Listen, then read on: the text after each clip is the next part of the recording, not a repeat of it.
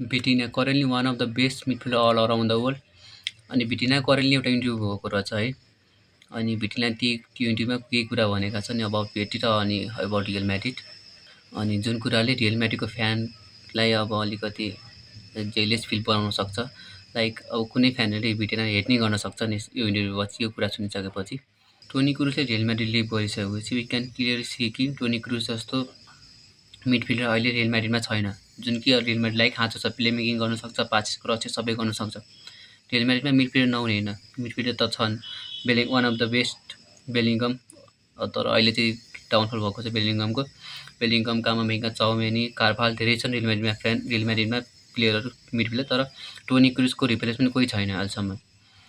Winger बवाल भए पनि, सेन्टर ब्याक बवाल भए पनि कता कताको मिडफिल्डमा अलिकति डाउन देखिरहेको हुन्छ। अनि त्यही मिडफिल्डको कमी पुरा हो न रियल म्याड्रिड फ्यानले फ्लोरेन्टिनो पेरेजलाई रिक्वेस्ट गरेका छन् कि भिटिनलाई जतिसक्दो हुन्छ छिटो साइन गर, जुन कि टोनी क्रुजको पर्फेक्ट रिप्लेसमेन्ट हुन सक्छन्।